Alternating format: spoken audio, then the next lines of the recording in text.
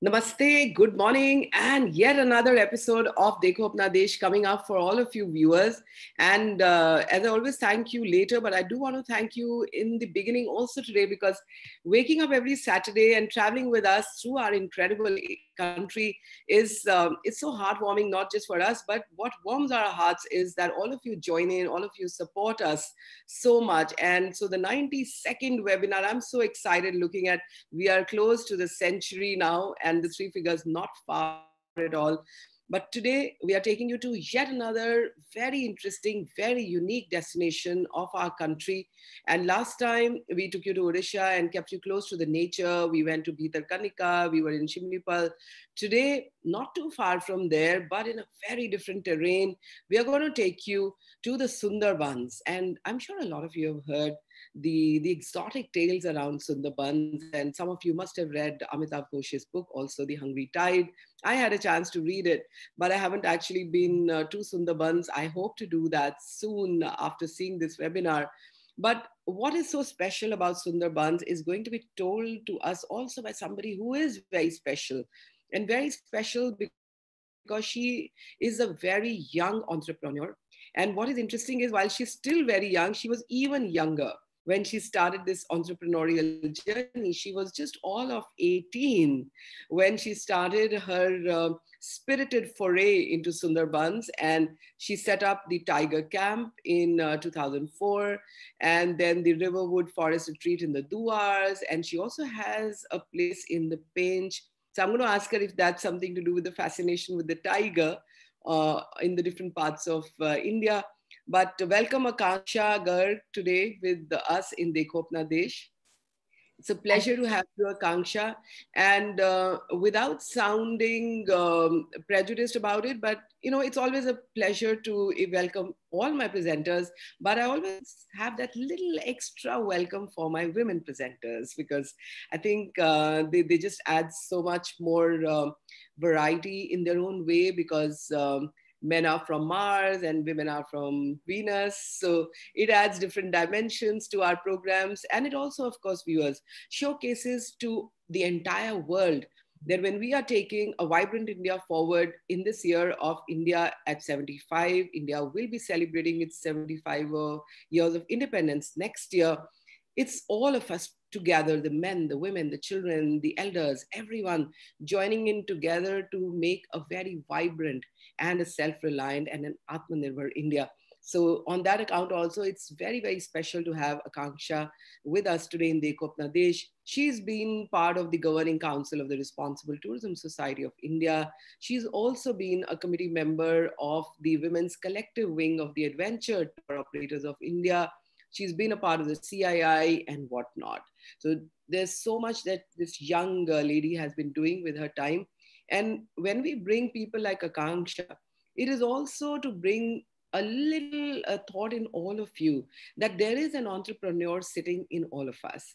And why don't we tap that? Because in India, tourism is something that is a huge opportunity with the kind of heritage, with the kind of both man-made and the natural heritage which we have, the tangible and the intangible culture that we have.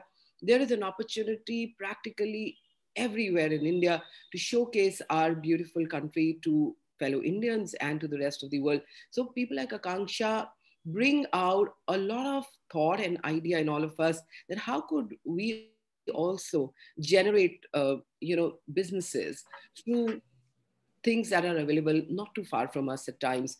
But a little bit on Sundarbans from me, but Akanksha has a beautiful presentation coming up. So I'm not going to say too much on that, except that it's the largest estuarine mangrove forest in the world. And so therefore, when you're going there, you're going to be doing something that you cannot do anywhere else in the world. So do plan to go there, do plan to visit. How will you get there? What are you going to do there? How long do you need to be there for? Are all the questions that you will have. But Akanksha has the answers for you. So she's going to tell you all that. If you still have questions, we have the chat box at the bottom. We also have the Q&A box at the bottom. Do keep posting your questions. We'll be happy to have Akanksha take those questions and answer them for you.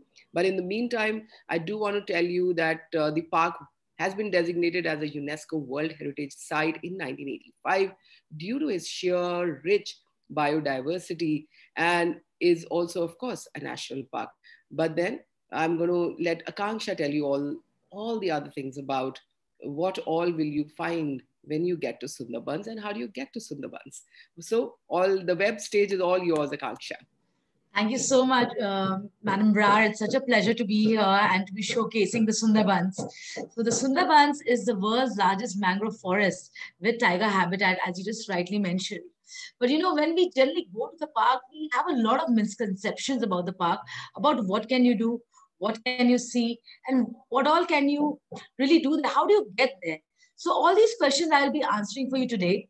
As Madam Bra just mentioned, it is the world's largest mangrove forest with tiger habitat, but it also is a place where you have a lot of culture, a lot of different kind of wildlife, a lot to see, which you don't see in the rest of India.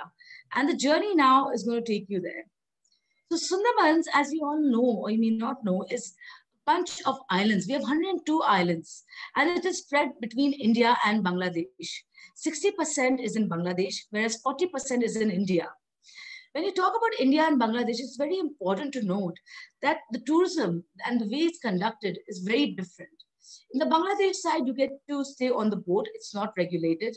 Whereas in the Indian side, it is very well regulated. You do have accommodation on land, and now accommodation on boat is also available.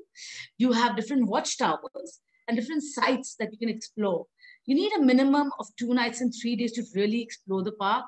But if you have a 3-night, 4-day, you'll get a better opportunity to see all parts of the park. And there's no limitation, and there's no limitation also in terms of the number of days you can stay there. The more you stay, the more you'll see. So if you look at this particular image here, one thing which is always connected with the Sundarban is कि वहाँ पे tiger नहीं दिखा. You know what I mean? So I didn't get to see the tiger, but the tiger is watching you. From where does that term come? From where does it come? Comes from the sheer fact that the mangrove forest is very dense. If you try, when you're cruising on the boats, you will see that after a certain time, when you're going into denser forests, you will not be able to see clearly within 2 feet of the 2 feet of the forest. Like you can see evidently from the picture here. But what do we really see is the pug marks. And it's not like anywhere else in India. These pug marks are fresh. The Sundarbans is affected by tide 4 times a day. You have 2 high tides and 2 low tides every 6 hours. So when you do see these fresh pug marks, you do know that a tiger has crossed here. And what you need to do is wait on the boat, which cannot stop, unfortunately, because of the forest rules. But you can go around the island and come back. And you may have a luck and a chance to see the swamp tiger. But let's not focus on the swamp tiger itself. Let's see how do you get to Sundarbans. Sundarbans is very well connected. It's 2.5 hours drive from Calcutta. You have to come to this point known as Gothkhali, which is the jetty point. From there, you have to take a boat. And when you get to the boat, you will have to take the boat and go to the island wherever you're staying.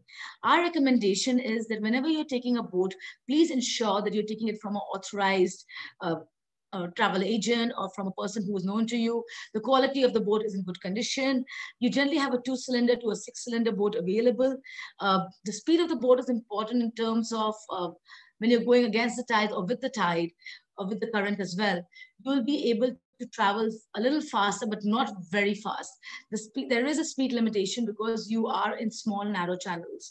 And the idea of being in the park is the slower you are, the more you can see. But there are certain places where you may need to speed up and just get out when you're coming back in the evenings. The park is really beautiful. And the other way of getting to the Sundarbans is from one of the cruise liners, which goes from Calcutta all the way to Sundarbans. But then you will be traveling overnight by boat, and you will not be seeing the whole part of the national park. So my recommendation is if you can try and go and stay on the islands, experience the local culture, and get a first-hand knowledge of how the park and the destination works. Sundarbans Delta's area, like I mentioned before, is made out of pneumatophores. So what are pneumatophores? Pneumatophores are roots which are called breathing roots. since it's a saline area where you have an influx of sweet water coming in from the north, from the Ganges and from the Brahmaputra, there's an influx of salt water coming in from the Bay of Bengal. This makes the ecosystem here very interesting. So if you notice in this particular picture, you can see these pokey needle type formation things growing out from the ground. They're actually roots. And these are just one of the variety of roots that grows in the Sundarbans. When you'll be traveling from different areas, which is generally by boat, you will have different sites. For example, on the left, you will be seeing this really big boat, which is almost underwater right now, which is known as Talinoka. The tali noka is used for transporting your hay, your bricks, your livestock from one island to the other. There is no roadway in the Sundarban. Everything is interconnected by the boats. And in terms of a taxi, in Calcutta or if you're in Delhi, you can just dial a Uber, you can just call Ola, or you can just wave down a yellow taxi in Calcutta. But in the Sundarbans, it's very well organized now. You have something called the water taxi. The water taxi actually in the past used to connect certain routes only, but today, because of the population growth in the region, you have one hopping from island to island, and it's as cheap as 5 rupees to cross an island. If you want to go there, please travel, explore this region, travel by the local boat. If you want to backpack through the Sundarbans, it's a great idea, but do go with a guide who knows about the region, who can take you to the right direction, make you stay in a safe place, because Sundarbans is a lot. It is the unknown. It is not like other national parks. And this is one image where I wanted to show you how the local people are transferring here. We have a great, like rice grows really well here in the monsoon months. That's one of the only seasons when the occupation of the people. So the people generally are dependent on growing rice, and they are honey collectors and they are fishermen. So in the past, the main occupation used to be that they were only dependent on honey collection and wood collection. But today, with the change of the variety of rice available, and also a lot of influence came during the British era, when they changed the rice variety to high yield variety, and which would grow with saline water.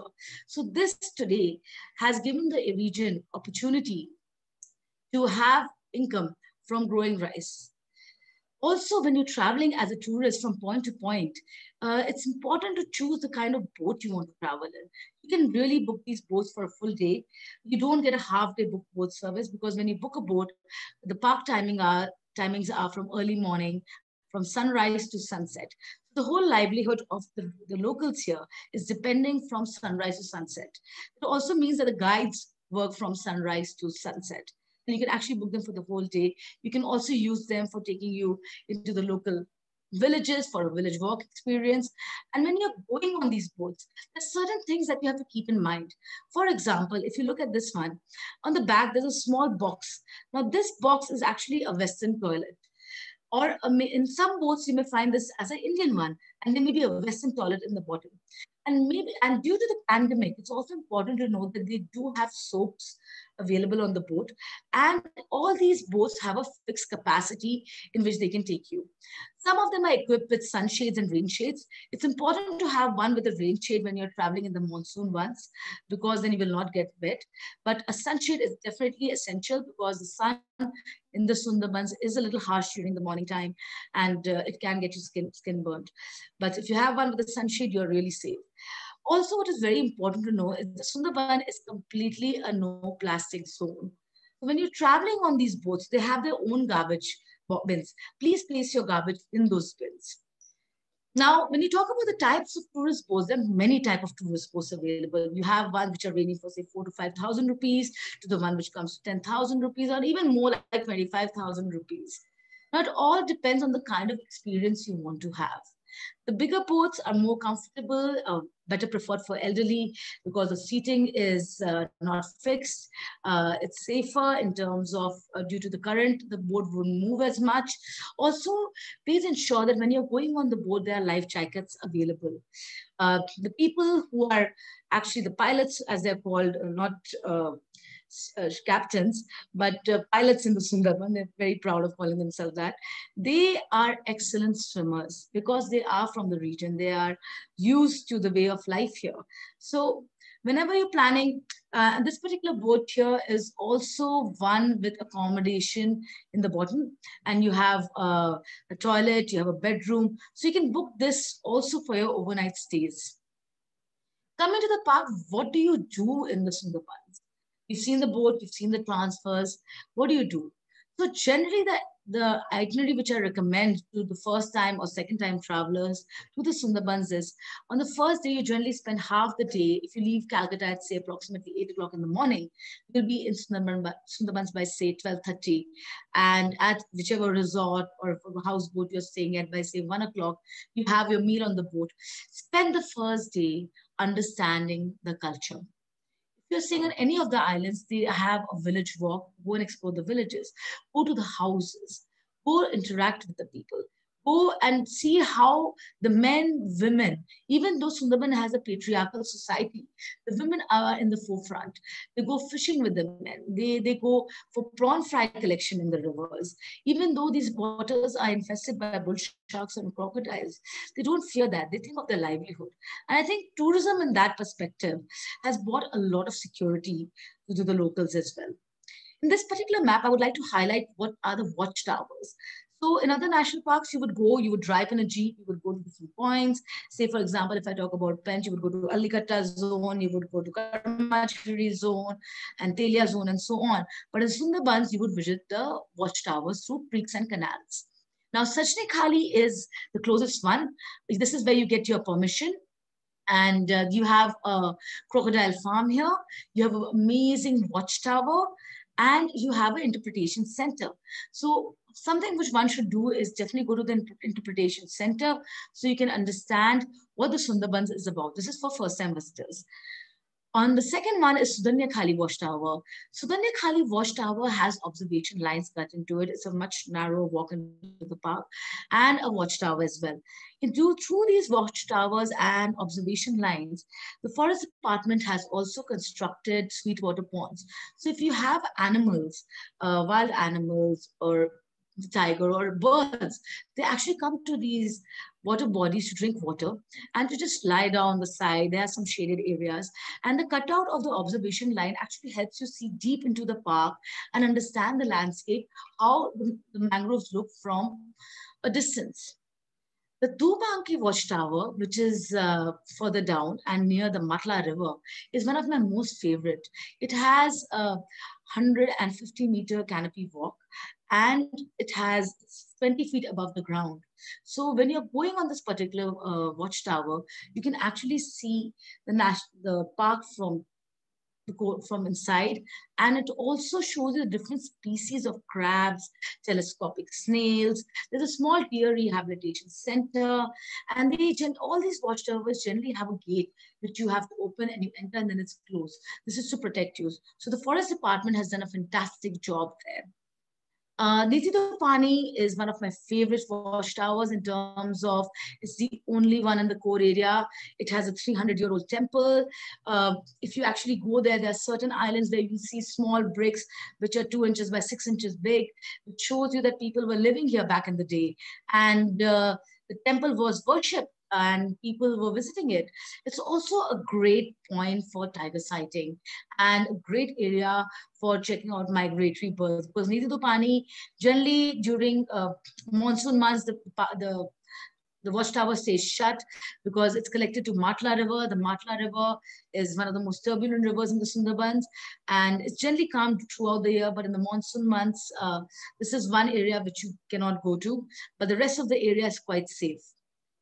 The last but not the least, my most favorite watchtower is the Buri Dabri Watchtower. It's near the Bangladesh side of the Indian Sundarbans, and it's approximately 500 meters long. So you actually travel from the starting of the island. You go through a place which is called the Mud Walk, where you can see how the mangrove soil looks like, experience it firsthand. Then there's a point where you get a lot of telescopic snails, so you can observe them from a close distance. Then you will go through another area which has known as Pasul Point, where you have mangroves which have tumor-like bulges growing in them. So you can see what that specific variety of mangrove looks like, because it generally grows more towards the Bangladesh side, as the salinity of the water is lesser there as compared to say, for example, Dubanke site. There's more fresh water coming in from the Padma to that region. And also because of that, the vegetation is completely different. And when you come to the Raimangal viewpoint, which is the end of the Watchtower, you will actually be able to see the Bangladesh side of the Indian Sundarbans. And you will actually see local people fishing in Bangladesh. And it's completely a surreal moment to see what the view is like. I generally recommend carrying a good binocular, so you may actually catch them fishing with otters. It's not allowed in India, but you can observe that from the binocular there. This is a classic example of what the Dubanke Watchtower looks like. It's quite safe, as you can notice, it's elevated, and it takes you right through the park. And it's always led by a forest guide. Employment of these local guides has changed the way the economy of the Sundarban works. For example, today, these people in the past, they used to be poachers, they used to be bandits, they used to be completely dependent on fishing and honey collection because there was no alternate employment available. But today, with tourism coming in, it has supported the livelihood of these people, and these bhakshaks have now become rakshaks of the area. And when you look at this, for example, here we have Ashok, who is one of the most popular guides in Sundarbans. He, back in the day, I remember when I was young and I was meeting him for the first time, he could only speak in Bengali. And today, because of the interactions he's had, he can speak English, he can speak Hindi. He's not very fluent, but he gets the message across. And also his vision is perfect because what he can observe, being from the region, it may take time for you to sight, for example, a bufferfish owl or a specific variety of a kingfisher, or for example, a tiger who is camouflaged in the Hital Gaj. But Ashok can just sight that in a quick jiffy. It's very easy for him. So it's very important to get these local people, the local guides, come with you and share the experiences with you. Another thing I would like to mention about Sundarbans National Park, it's one of the only parks in India which is open 365 days. And the timings are from sunrise to sunset. You are allowed, as I mentioned before, a small capacity of people on the boat, but it's completely a no plastic zone. And in terms of conservation and being a part of responsible tourism, I think Sundarban has done a fantastic job because each and every watchtower has a carrying capacity. And because of that carrying capacity, the watchtowers are in very good condition. The channels don't get too many boats. There's also capacity earmarked for the number of boats that can travel in the national park. And it also generates a lot of local employment. In case you want to come for a photographic experience, what I recommend is please get your permission for say a 2-night, 3-day, whatever number of days you want to stay on the first day itself. So from the second day onwards, you're able to enter the park as early as possible. You can also carry your cooked food on the boats and have your breakfast, lunch, and evening tea on the boats. It's not that you have to come back. The boats are completely equipped with this kind of equipment. Talking about the different kind of pneumatophores that you can see, here you can see on the left is a still type, more tuberous. On the right-hand side, you can see the difference between the high tide and the low tide. The Sundarbans is completely certain parts are below sea level, whereas certain parts are still getting silted because of the freshwater influx from the Ganges and from the Brahmaputra. So we have a lot of new island formations happening. There's no dredging done because it is a protected area. It has a lot of rare varieties of plants and animals and certain qualities of fishes, which will become extinct if there's dredging done. So we are letting the land formation happen. On the left is a very interesting tree known as Nipa palm and also known as Hital Gaj in the local language. Now, this is, you will see that where the salinity of the water is considerably little less, the population of this palm is a lot more, and also the tiger population wherever you find this palm is a lot more as well, because they generally camouflage in it. On the right hand side, you can see another variety of the mangrove, and when you are at the park itself, you can actually see 84 species of mangroves, and no other national park has so many as the Sundarbans does. And what makes it really interesting is that this terrain, the mammals, the animals, they've all acclimatized themselves and adapted to the saline condition. Now, if you look at this mud, it's completely salty, it's silt, you have mud flats, you have areas where there is grass growing. So wherever you notice there's grass growing, you will notice that you have a lot of herbivores there. And where does this grass grow? So the grass grows in an area where you have a little bit of sand coming in. And that's more towards the confluence of the Bay of Bengal and the Matala River, or further down south near the core area. Here in this image, we can see a beautiful smooth-coated otter. We have two varieties of otters available in the Sundarban, the smooth-coated and the small-clawed. Sightings are great early mornings. And generally, when people travel to the Sundarban, they generally go hunting for the swamp tiger. And they miss out on the lesser cats. And the interest of the people is now, and what I would recommend is, when you're going to a destination, don't focus on one animal, be it Sundarbans, be it any other park. Try to absorb the destination. Try to see whatever there is to see. Don't just brush away the guy saying, "Yeah, tiger nahi dekha, to humko aur kuch nahi dekhna." No, everything is unique in every single park. And here we have a picture of a leopard cat. The sightings are comparatively lesser when compared to a jungle cat, but the sightings are there and they can be easily seen from, say, November to January, February, soaking on the mud and the magments, trying to get some sun in the early mornings. The jungle cat is easily seen and it's beautiful. You can generally see them hunting for a crab or a fish. And they generally live in small families. They're found on village side and inside the forest side. Beautiful species. In terms of canines, nobody talks about them because they're not inside the national park, but found inside the buffer zone. So here we have two very rare images clicked. One is of the golden jackal and the Indian wolf. This was sighted approximately 2.5 years back in the Sundarbans, and this was towards the village side. So it's very interesting to see that a species which we never thought would be there in the Sundarbans is actually there. Animals travel to areas where they can find food, where they can find shelter, where they can find water. And Sundarban as an ecosystem has really been supportive and, you know, a home to these wild animals. Now, why am I showing you a rhesus macaque and a spotted deer and a wild boar? You can see them anywhere in India. But what's so special? So when you go to Kana, you go to Ranthambore, go to Corbett, you have the rhesus macaque, you have the langur, you have the spotted deer, you have the sambar, you have the barking deer, you have wild boars, everything. But they make calls for different predators. It can be a leopard, it can be a wolf, it can be a tiger, it can be for a lion in some parks, and so on. But in the Sundarbans, the only reason why a rhesus macaque and a spotted deer will make calls is because of the apex predator, the tiger. And something again which is very unique about them is they are fantastic swimmers. There are known stories about rhesus macaques going underwater and trying to get seeds which have been flowing to eat. I've actually seen them eating a crab myself. They're omnivorous in nature. The spotted deers can be seen very easily around the park. You can see them standing on the 2 feet trying to eat the leaves. And during high tide, what is very interesting is these animals actually move towards higher land in the interiors, or in times if the whole island gets flooded, actually attach themselves by the neck onto the branches of the pneumatophores and the mangrove plants, and they float in the water.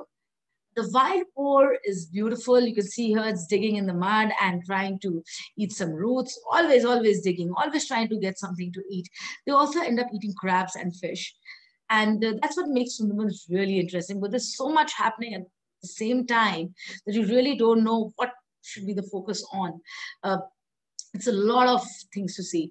For birders and people who love birding, buffy fish owl sightings are fantastic in the Sundarbans, and you can generally see them from November to February because the season of birding has changed a little bit. Even in terms of the mangrove whistler, it's seen in other parts of, like for example, like Vitarkanika, but the sighting in the Sundarbans is fantastic, and I would generally recommend that you do come in the monsoon months and the summer months for the mangrove whistler, and in the winter months for the buffy fish owl. What else? Sundarbans is also very well known for the 7 varieties of kingfisher it has. You have the ruddy, the black-capped, the collar, the brown-winged, the white-throated, common, and pied. But out of this, the ruddy is, of course, is endemic to the region, but a lot of people confuse it with the brown-winged. So in terms of tourists, what we recommend is that when you're coming to the park, try and get your binoculars with you. Focus on the wings. The ruddy kingfisher has a little reddish tinge on the wings, whereas the brown wing is brownish in color. The call is very different. The ruddy is also mates in the monsoon months. The sighting of the bird and the calls is much more prevalent in the monsoon months. Great to see it. The black-capped and the white-throated are migratory. The common, collared, and pied are easily sighted throughout the year. So great place for sighting kingfishers. A must do that, and a visit destination for every person for every time of the year. So when we come to raptors, we have the changeable hawk eagle available in many places, but the dark morph is specific to the Sundarbans. Then we have the white-bellied. The white-bellied eagle is a very large bird, very large raptor, and it's sighted in the Sundarbans again in the winter months. The peregrine falcon is the fastest bird in the world and can be easily sighted in the Sundarbans as well. We have the osprey, the crested serpent eagle, and a smaller raptor, for example, like shikra, which are again easily sighted. Again, and the best time to visit would be winter months, anytime from November to February, March to sight the raptors. Sorry. So we've done the raptors, we've done everything else, and I would like to tell you a small, quick story behind this image here. This picture was shot by Riddhi Mukherjee, a brilliant naturalist who's lived in the Sundarbans. He was on a boat and he spotted two male crocodiles coming from two different sides. And what you can see in this image is a territorial fight. So I didn't know this before this, that, crocodiles also have a territory. And these crocodiles, the saltwater crocodiles, also known as the marsh crocodiles, are approximately 3 to 5 meters long. I have personally seen one which is approximately 19 to 20 feet basking in the sun early in the morning in the winter months. And what I recommend is, if you want to see these big giants, try to come in the winter, try to enter the park early in the morning. So, because, with the size, they're also scared of human beings.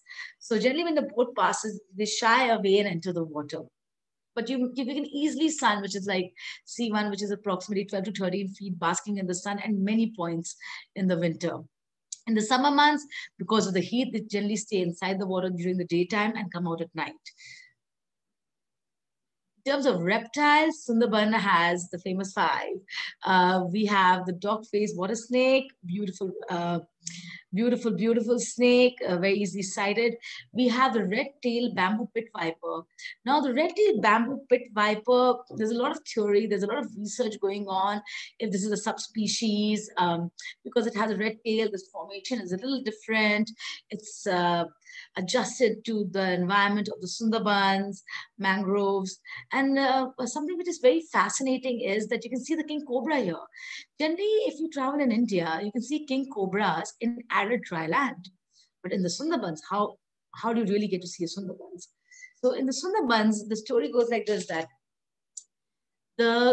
it's adapted. Everything here has adapted. The tiger has adapted swimming to the saline conditions. The snakes have adapted to the saline swimming condition. You have the spectacled cobra. You have the monocle cobra. You have Russell pit viper found in the village side. So when you look at all this, it's also very interesting when a cobra and a tiger come face to face. They generally don't attack each other because they all understand that they are all apex predators. And they all go to their own base. And it's something very also important to know about nature. If you don't threaten nature, it will not threaten you.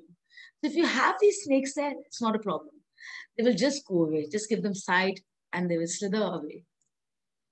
Other reptiles that you can sight, people who have traveled to Jim Corbett, who've been to Ranthambore, you can see the monitor lizard. It's generally thin, slender, approximately 2 to 3 feet. But in the Sundarbans, you have the water monitor lizard. It can be approximately 3 to 4 to 5 feet from nose to tail. They're very fast runners. They generally don't harm human beings. They are not known to disturb anybody. Easily seen. They're also known as gosap in the local language. And during high tide, something very interesting happens. They generally climb onto trees, mangroves. And on the left here, you can see how it's entering a nest to eat the eggs of the bulbul of the bird, and the bird can't do really anything. So these are different type of sites that you can see in the Sundarbans. And if you talk about the Irrawaddy dolphins, people generally thought, the sightings had reduced. We couldn't see them as frequently. But what we realized in the pandemic was the sightings are still there. So you need to be out in the boats again to see the Irrawaddy dolphin, and they can be seen in the Panchmukhini side near the Matala, and beautiful ones. You don't have Gangetic dolphins here. Gangetic dolphins are Sweetwater dolphins. You can see them in the Hooghly River. Irrawaddy dolphins are okay with the salt and Sweetwater confluence. So sightings are great. You can also see jellyfish. The area is also known for bull sharks. They do come in to give birth in the rivers from a period from, say, January to March. When you're getting off at different watchtowers, do look around on the sides, on the mud flats for different type of marine life. You have mud skippers. They're beautiful. They just jump and they continuously are fighting amongst each other. Used to be a delicacy for the locals in the past, but today the locals don't eat it anymore. They have these beautiful red spots, blue spots on the body. And on the right-hand side, you have a fiddler crab. If you notice, one of its claw is actually bigger. So they're continuously fighting. So if you're actually sitting on the embankment and specifically near Dhubanke Watchtower, you have a lot of the fiddler crabs, right? So you find them in blue color, red color, and yellow and blue color. They're continuously fighting. And at the end of the fight, one will lose a claw. Don't be afraid. It'll grow back. So they're continuously losing a claw and it's growing back again. So the ecosystem, the way nature has made these animals, it's truly remarkable. And other than this, you can see the horseshoe crab, you can see the hermit crab, many more varieties. And coming to our swamp tiger, which is what everybody travels to the Sundarbans for. Please let me tell you, the tiger is there. We have a very healthy population, but please do not come and say ki tiger dikha nahi. If you want to have a guaranteed tiger sighting, either try and stay for a longer duration, or I would recommend the Calcutta Zoo. It's a great visit, guaranteed sighting. If you're coming to the Sundarbans, it's important that you understand that the ecosystem is very different. This picture was taken by Pradeep Vyasji. It's a beautiful click of a beautiful swamp tiger. And a lot of people come and tell you that, oh, they're really small. The tigers in the Sundarbans are small. No, it's not true. When you talk about them, if you look at this image, you can actually see the muscles of the tiger. They're not very bulky. They're very lean. And if you talk about nose to tail, they're pretty long and they're shorter in height, yes, because they live in a mangrove terrain. They have to go through the mangroves. That actually helps them. They're very strong. And if you look at the coat also, it's darker orange in color. And if you get these tigers, say, to a zoo, or you remove them from the environment, the shade color will change to yellow. It's completely because of salinity that they get this dark tinge. You have different type of rivers in the Sundarbans, river system and canal system. They're known as Maranis, Dhuanis, Bharanis and Dwanyas. So Maranyas are basically close-ended inundated channels. Dwanyas are basically which you have loop-connected water body from both sides, and Dwanyas are bigger rivers. So in that case, what happens is basically tigers cross all three, but all depends on what the urgency is. They prefer to cross the rivers during low tide. And this is how they cross. So the sighting happens from the boat. It doesn't matter if you're there during low tide or high tide, as I mentioned before. If there are Maranyas, which are smaller channels which get filled with less water, they will cross it during high tide as well. If they're bigger river channels, they will cross it during low tide. And generally, the tendency of any wild animal is there that they will, if they want to cross, they will cross. So what we do in terms of sightings is we observe the pattern of the animal movement and the sighting for the last couple of days. And then we understand that, okay, the movement of this particular tiger has been in this area. He's been crossing this river channel. His sighting has been approximately at this time. So according to that, we make our itinerary so that you can visit the place and try and get an opportunity to see it. If he has to cross it, he will cross it. Even if you are traveling in the boat and you see the tiger, he'll not be deterred. You will move ahead, he will come back and cross the channel later on. One of the most difficult challenges that the animal faces here is territory marking. Because of high tide and low tide, the territory marking gets washed away every 6 hours. So the tiger by itself is a little aggressive in nature because he has to be protective of his territory, and he has to continuously keep on marking. And over here, we are seeing a method which is known as spraying being done on the mangrove plants. So what happens if you are lucky enough and you are out early morning, you can generally sight a tiger with a kill. So this picture was again taken by Riddhi, and I think it's fantastic because you can see the net. So to reduce the man-animal conflict, the forest department has done a fantastic job in terms of fencing off. It's more of a psychological barrier that stops the tiger from coming from the forest into the village side, which it used to do previously when the prey base was very low. But today the prey base is comparatively healthier. And in this case, the tiger doesn't cross. You can see that he's just behind the net and he's carrying a deer inside to eat. Why would the deer have been here? Because you can see the grass growing on the mud here. So we know that this area has a little bit of salt water and sand coming in. And this is a great place for herbivores to be there. So again, giving you a clear idea where you can sight these beautiful animals. Culture has played a very important role in the Sundarbans. The Hindus, the Muslims, all Christians, they all live in harmony here. They are against nature. They are against the situation of nature. You have cyclones, you have the tigers, you have the crocodiles. Life was very hard. They're God-fearing.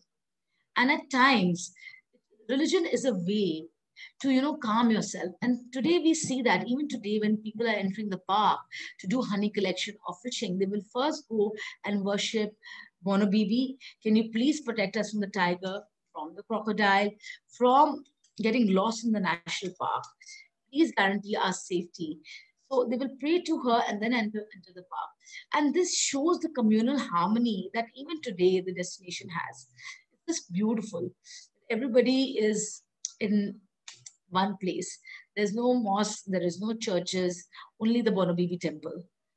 And the impact that it has is that, with natural calamities and wildlife threats, the people have become they're like persevering to live along this. And they go into the parks and they still do honey collection, which happens from April to May. And this is done with permission from the forest department. In this image, I would like to show you something very interesting. If you notice, they're wearing a mask on the back of their head. I wish I could ask you all why that was, but I will just tell you. So the tiger takes any animal which is smaller than him as its prey.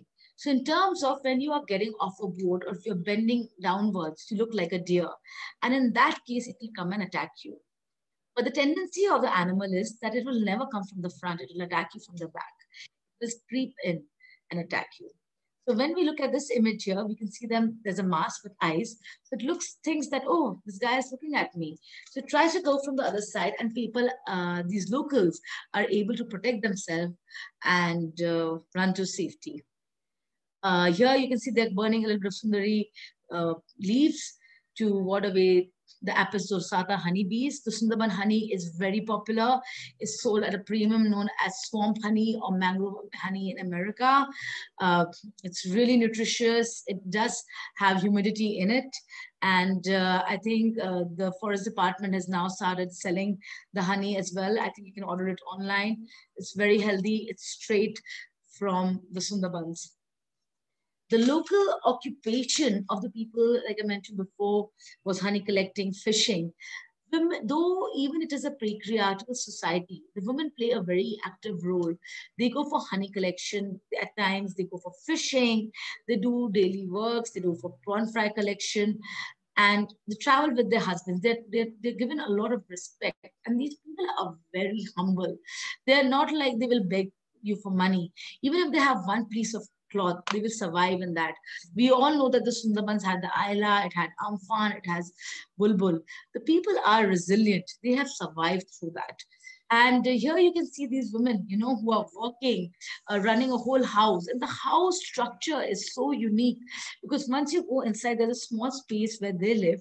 They have an outdoor summer kitchen, and then they have a monsoon kitchen, which is indoor. In the past, you know, tigers used to cross. So the way the houses were made was more like a maze. And each and every house has a pukur. Now, the pukur means a small water body. The significance again is that Sundarban is, though it has water all around, it does not have a drop to drink. Why? Because the groundwater is also saline. All these villagers have been doing rainwater harvesting from the inception. And with that in place, that water is used for drinking, for cleaning, they filter it, by putting aram and tuna. They have their own livestock in each and every house. Children today are going to schools and studying. And when they go into the national parks for fishing, they generally they can do cast their net for one day and come back. Or they may go inside and stay for a week so that they can collect enough fish, which will then be sold in Calcutta from the Sundarbans. So to experience this, you know, the dinghy boat, the way of the fishermen, the livelihood, we generally have come up with the concept of a tourist dinghy boat. These are small fishermen's boat in which the fishermen in the mornings go to fish. When they come back during sunset, guests are given life jacket and you have the fishermen on board. You generally have a bowl singer on board and you have one or two more people who will be protecting you on the boat, and we give you a self-service tea. So you can go for a cruise and you will observe the national park from the eye level of a fisherman. You will see what he sees. You will understand the tidal effect of the water, the current of the water. And I think it's beautiful when you go there and you can see the sun setting and sipping a cup of chai and listen to the ball, listen to the sound of water, no other music, no other sound, away from the city. It's just very relaxing. Sundarban is also a great destination for photography. We recommend that you spend 4 to 5 nights in the Sundarbans. We get you the best spotters, we get you the boats, we get you expert mentors to go along with you. And what happens there is you have to understand that it's not like photographing in Central India. You have to fix the aperture. You have to understand that you have to fix your shutter speed, keeping in mind that the boat cannot be stopped. You might see the tiger, but we cannot stop it. It's a forest department rule. It is made for the safety. So we have to continuously be moving while you're shooting. So you do need to have an expert on board for that. And with that, I would like to thank you all. You can please ask me the questions. Thank you. Thank you, Akanksha. I'm sure we have managed to convince everyone that if you have not been to Sundarbans at least once in your lifetime, you seriously missed it. And therefore, while for some others, it might take a flight to book from overseas and getting a tourist visa. But all of us in India, we don't need to do all that, right? We just need to take a flight, go to Calcutta and get there. So let's, get to know a little more on a few things. The questions, of course, most of them are very appreciative. Bono Bibi is forest deity worshipped by the locals. Yes, Pramod gives us that input.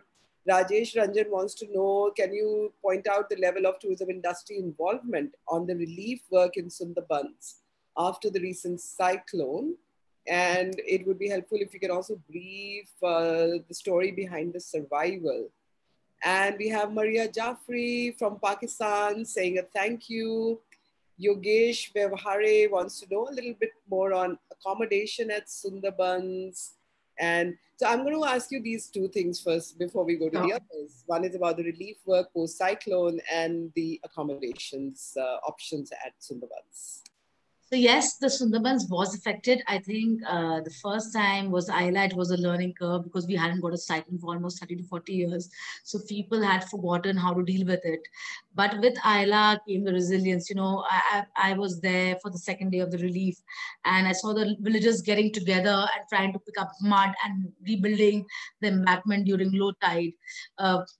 Even now with Amphan, Bulbul and recently Yash, I think you know, with time, we have learned to live with these hardships, and people understand that you have to move through high ground. And in terms of the resorts, I know that one or two of us, especially Sundarban Tiger Camp, and I know one more, the Bali, the WPSI, they had done a lot of relief work in terms of providing medicine, in terms of getting health aid, doctors in place for people who were injured. And the main challenge, what I feel today, is that these guys need a running income. Because of the pandemic, they have suffered. There aren't that many tourists going to Sundarbans because they aren't aware that it is open, but it is open. In terms of the resorts are open, we are doing weekend getaways. So instead of going to the park, you can do the cruise on the village side. If you can go and support them economically, it will actually help the conservation effort and not turn them back into poaching. So that's my request. And in terms of economy, uh, it hasn't been great for the last 2 years for them. But if we as travelers support them by visiting the destination, I'm sure things will be back up and running. Relief has been provided. There are some parts which are near the Bangladesh border which have been tough to reach, but they did get relief much later, but they did get it. Yeah, I hope I've answered your question. A little bit about accommodations. So Sundarbans so we, I'm going to talk a bit about myself and the government. So Sajne Khali Tourist Lodge is at Sajne Khali. It's by the West Bengal government. Beautiful property in terms of, you can see the national park from there. But in terms of amenities, if you're looking at comfort, if you're looking at a better quality of food, you would have to use the private operators there. You have Sundarban Tiger Camp, you have health tourism, you have a couple of more properties available. You also have cruises run by the West Bengal government, which can take you for a 2-night, 3-day, generally which operate in the winter months to visit. But Sundarban is a round the year destination and you can visit it anytime. In terms of the budget, please understand two things. There are different formats. People send you an EP plan. EP means only room. They will tell you that you can have with one with breakfast, with lunch. But my recommendation is to go one with the all meal plan. There are no restaurants. There are no food outlets where you can go and eat. And understanding that you're coming from the city, some of the fried things available locally may not suit your stomach. So you definitely don't want to come back with food poisoning. So go for one with the AP plan. Try and taste the local cuisine. Please do not expect that you will go there and get a pizza. Sundarban is not about that. Sundarban is all about macher, jol, dhokar dalna, chingri mach. It's all about, the local food, the wholesome, fresh food from the village. And in terms of pricing also, it's very important to understand that you may find something for 1,200 rupees to 15,000 rupees. So the amenities will differ. At some places, you may get electricity for a couple of hours, say 2 to 3 hours at night, and then they will shut it. And 2 places which will give you electricity throughout. Now, it's important to note that most of these properties are running on solar or biodiesel fuel because Sundarban did not have electricity till 2 to 3 years back. Like our property did not have electricity either. So we were completely dependent on biofuel diesel and rainwater harvesting. So when you look at it from a responsible destination perspective, I think it's a great destination. You should definitely support the local properties. That sounds very exciting as an experience, viewers, because for all of us to still be able to visit a place which got electricity as recently as 2 or 3 years back is novelty enough. And I think learning to watch that and seeing how local communities actually live and thrive and survive in that kind of an ecosystem would itself be a very interesting exposure. So Akanksha, a couple of more questions. We still have time, and we are in a very unusual place, so we would like to take these questions. Yeah. Martin is asking that can people stay on the water overnight inside the park? And not exactly related, but a question that we would like to ask along is, wildlife photography is the best place to select. Is Sundarbans a good choice for that? So I'll answer your first question first. Number one, the park is open from sunrise to sunset. So you can be in the same boat, the houseboat, which you're staying inside the park during those times. But in the end of the day, you have to come out and be parked near the village islands.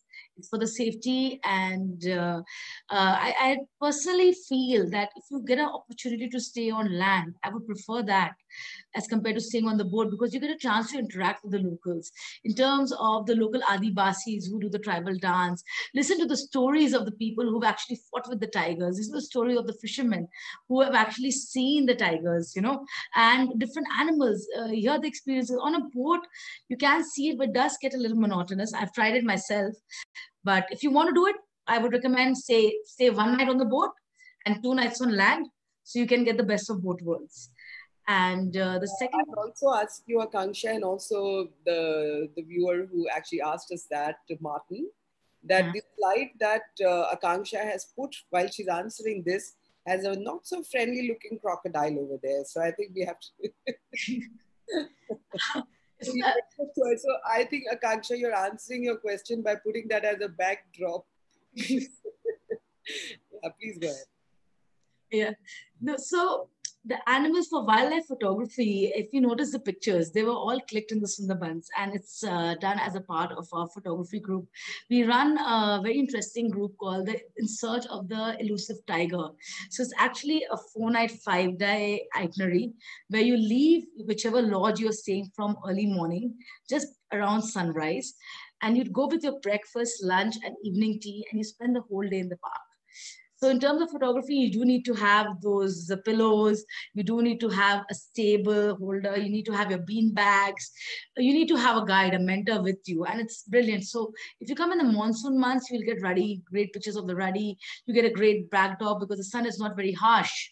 So you have those other added advantages. Whereas in the winter months, it's great for photographing these crocodile. For example, this particular image that you're seeing is photographed in the winter months. And if you saw the one which I showed earlier where the crocodiles fighting, that was also taken early morning. So it is definitely a destination for photography. Thanks, Akanksha. And a couple of other questions. Lalita Balan wants to know, where can we book these plans? Lalita, you can see, of course, back fall, which Akanksha represents, has this slide on. But you could Google, you can look up the West Bengal website. You can also look up Incredible India's website. You can also go and find the tour operators these days. Everyone is available on Google. Now that you know that this is a place which is so exciting and so unique to visit, I'm sure you'll find very exciting booking plans. And as Akanksha already pointed out, there are all budget options. There are all kind of comfort options, because a lot of us like to come out of that very, a very used to kind of space, and rather kind of shake ourselves into what is comfort, and what is discomfort is also very relative. But it's interesting to do things very differently from what we would do normally on the other 360 days of our lives. So I think 5.5 days of a little bit of different living would also be interesting. Lalita has also asked that, is it suitable to travel with kids? I am going to ask Akanksha to answer that, but I also want to answer that I think it is very important, and it's part of the learning experience for every human to visit very different kind of splendor that the nature has provided us. And here is a place which is not so far for all of us. As I said, we don't need visas to go there. It is right there. So we should try and take our children to these unusual places of nature. Also learning to respect very different ways of living, of different communities, develops a kind of respect for others in very different ways. So it would definitely be a great idea, I think, to take children along when you make these travel plans. But I will let Akanksha answer that. Are there any specific activities for children, and how do children keep themselves excited in this already very exciting place? So I do have a 7-year-old, Ms. Brar. So I've been traveling with him to the park from the time he was 6 months old. So that the national park is very friendly. It all depends on the kind of accommodation you book, because when you're traveling with children, you have different meal requirements. So when you're looking at that, please focus on choosing the property which can give you those meals. Do carry your basic medication, whatever is required for the child as well. It's a very remote area. Things which you might find in the city very easily are not easily available there. And in terms of children, you do have to be a little more vigilant here, because you're traveling by boat. If you notice, I will just go back to one image, ma'am, and show the boat designs, because it's important to understand how it impacts your travel. Just a minute. here we have a boat. If you notice that you have a, a, a protective bar on the side, and some of them, like for example, they have nets also. So when you're traveling with small children, please ensure that you're holding on to them when you're on the boat. They're sitting on the inside seat. Uh, they should not run around in the boat at all. I know it's very tough to get them to for that to happen, but if you explain it to them, children are very receptive. They understand what can happen. In terms of staying at the properties, if you're going in the winter months, I think it's the best to go with children because it's not as hot. They won't get as cranky, and it's cooler as well. They will actually enjoy seeing the different species of birds. I know my son, he loves going and playing inside. He loves being on the boat. He loves just seeing the whole concept that how can everything be so basic. He's like, Mama, why don't you have buildings here? What is this mud house? Mama, why is there a water body inside the house? So this is teaching our children about our roots. How exciting our whole culture is, that people are still trying. They don't have a source of groundwater. They are still trying to do rainwater harvesting. So this actually improves their learning. And a recommended itinerary with children would be a 2-night 3-day, if they are not wildlife lovers. Don't make it very long because children get bored very easily. Carry some games, carry some books, you'll be fine. There's no TV in Sundarbans, just in case you want to show them cartoons throughout. That won't happen. So I think it's a great idea as a detox. And do you have internet connectivity, and how good is it? So internet connectivity, ma'am, is a little sketchy in terms of at times you do. That's music to the ears for most of us, I think. The need to ditch detox is so much. And viewers, I must share with you that if I'm looking at a lot of places around the world, a lot of places are going chock-a-block these days on the very concept of digital detox. Because in a sense, while the pandemic has brought forward the potentialities of digital connectivity, and we are all connecting right now through that space. So it's a fantastic tool.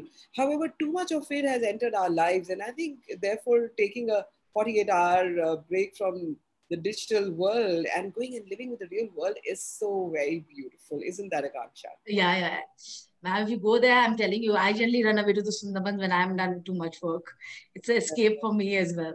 So Vinayak is letting us know. Vinayak Kaul, he's a very active member, has also been part of the Dekho Apna Desh presentations a couple of times. He says Sundarban Tiger Camp has a very beautiful and serene temple near it, taken care of by you guys. So that's an additional place to visit. Yogesh wants to know what is the best time to visit. And Anupam wants to know that can you repeat the name of the water body inside the houses? The water body inside the house is known as pukur. It basically means a small water body like which you have, like a pond. It's another name for that. And the other question was the best time to visit. Honestly, Sundarban is a round the year destination. You can go there anytime. I personally love going on the monsoons for 2 reasons. I've actually been on the boat and gone through different rainbows, like 7 rainbows I counted on one day. It was fantastic, and it's windy, it's cool, you have water coming on your face. But in case you don't like water much, so you have water all around, a good time to go would be from October to March. Yeah, so weather is very pleasant. Time to start planning. We're already towards July end, so it's time to start packing your bags, making your bookings, and planning your travels to this beautiful part of our country. Well, it's been an amazing journey, and I also got some questions on the side. People are asking that can you get a certificate for participation? Viewers, as we had started the Dekho Apna Desh series last April, a lot of you started asking for a certification for attendance. We started the process of taking 4 or 5 questions. The questions are related to the session. So we want you to take those questions. MyGov runs the quiz for us. You don't have to get them right. You just have to answer them. And you will be bounced back a certificate of participation in Dekho Apna Desh. Now, what the certificates will get for you, I'm not disclosing to you right now, but I'm sure very soon we'll have some interesting things which shall happen to you because you've been participating with us in Dekho Apna Desh. Also, MyGov runs for us a pledge the Dekho Apna Desh pledge that, it's just more of, as I call it, it's a jasba, it's a junoon, it's a bhavna, it's a feeling. It's something which we all just need to have it in us as a pledge and say, I'm going to go around my country. It's a self-generated certificate which you shall get out of it. So do go on the MyGov page for pledge Dekho Apna Desh. And when you travel, don't forget to remind your family and friends that they need to travel too. If you go and visit any place, talk about it, let people know, put out some nice pictures on Instagram and let them know and let them feel a little jealous. Hey, why did I not go there? So I think that's how we will create the momentum. And as Akanksha said, especially in the last year and a half, it's been a period of great difficulty for everyone associated with tourism, and therefore particularly for local communities that depend a lot on you and us visiting them. It's been a period of a great amount of economic hardship. So do make sure that whenever you can, do travel to these places, do go and spend, buy the local arts and crafts, bring back a little memento, a little souvenir, and remember that when you make an experience and a memory for yourself, some way you're also supporting the local communities in that space. So that's about our responsibility part towards society at large. So, it makes you think that travel and tourism is so much about fun, but at the end of the day, it also adds so much value to all of us. Therefore, be a responsible traveler. You go into somebody's home, do not litter, do not trash, do not throw paper, plastic, Uncle Chip wrappers, plastic bottles, and so much else around. We wouldn't do that in our own homes. So why would we do it in somebody else's home? So, so it's important to do all that. Anil Orao, the regional director for North, is putting thumbs up for that. Yes, Anil, thanks for that. And Anil also reminded the viewers that there are a number of cruises that move from Kolkata. We, in fact, did one webinar on the Antara cruise, which takes you from Kolkata and takes you all the way to Sundarbans. So there are many ways of doing it and experiencing our beautiful country.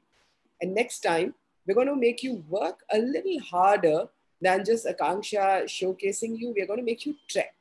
We're going to make you trek through the beautiful Arunachal Pradesh. Do not forget to therefore wear your comfortable walking shoes, wear your track bottoms, wear your t-shirt, wear your sunblock, and join with us next Saturday as we go trekking in Arunachal Pradesh. For today, it's been a great session, Akanksha. Thank you so very much for bringing this us. Thank you so much, ma'am. Such a pleasure. And thank you, viewers, for such a wonderful support. Thank you, viewers, also for your very interesting questions. That shows the amount of interest that all of you already have in visiting Sundarbans. So happy visiting and happy joining us next Arunachal. And for now, do not forget to wear your mask when you step out. So keep safe, keep healthy, and we'll see you next Saturday, 11 a.m. Till then, namaskar.